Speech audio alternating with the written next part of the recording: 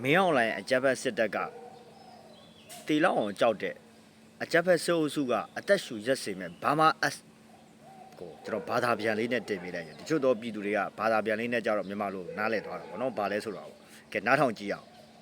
Thank you, Mr. Speaker and Mr. Chairman, for the opportunity to speak on my bill, H.R. 3190, the BRAVE Burma Act.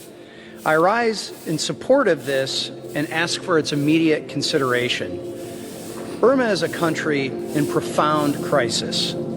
In February of 2021, a military-led junta toppled a democratically elected government and plunged the country into civil war.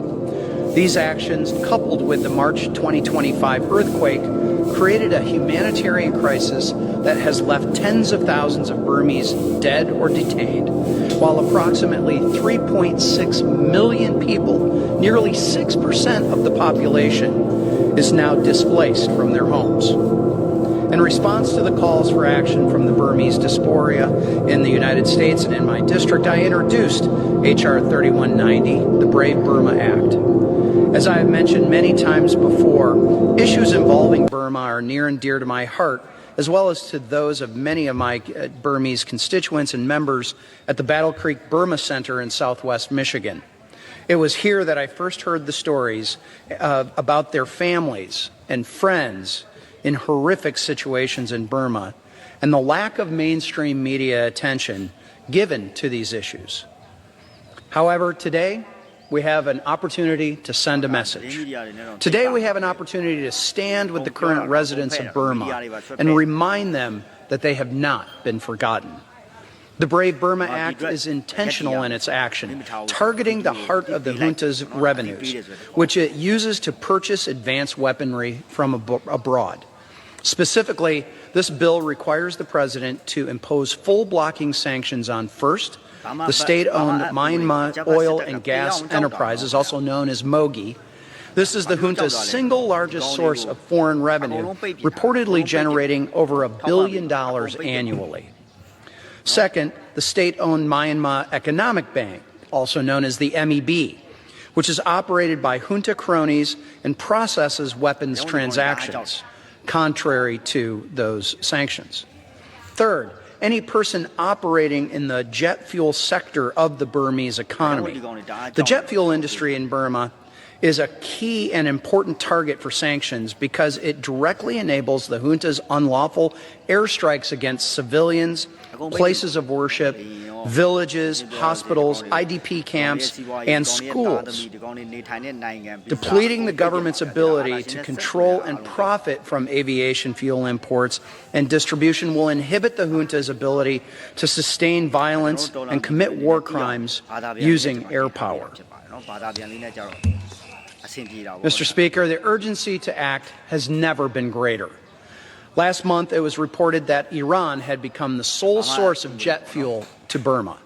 These secret shipments had not only given Iran much-needed cash and a new market, it allowed, though, Burma's military leaders to circumvent Western sanctions. The deliveries of jet fuel have been powered an expansive bombing campaign by the junta and that have struck more than 1,000 civilian locations, including Christian churches.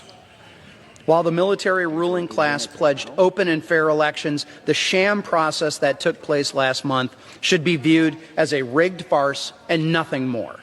Make no mistake, these mass atrocities will not stop until the current regime is crippled. With the support of the Trump administration, who has continued to turn up the pressure, Congress can shape the future of Burma by leveraging sanctions and financial oversight. The BRAVE Burma Act will strengthen U.S. efforts to disrupt authoritarian regimes, support democratic movements, and protect vulnerable populations. I'd like to take a minute and thank Congresswoman Betty McCollum, my co-chair of the Congressional Burma Caucus and an original co-sponsor of this particular legislation, as well as Representatives Ann Wagner and Seth Moulton, who helped to make this a truly bipartisan effort. Mr. Speaker, let me end with this. Since the 2021 coup, nearly 3 million Burmese have been driven from their homes.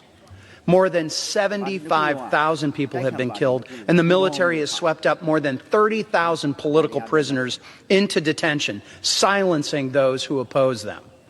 The Burmese military has left a trail of devastation, damaging or destroying at least 343 Christian churches and numerous other religious buildings, according to the Burmese Research Institute.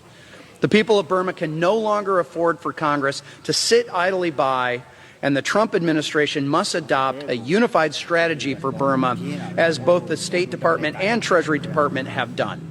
It's time for the Department of Homeland Security to come to the same conclusion. Democracy in Burma needs America's help. I urge all of my colleagues to support this bipartisan bill that will have a lasting impact. And with that, I yield back the balance of my time.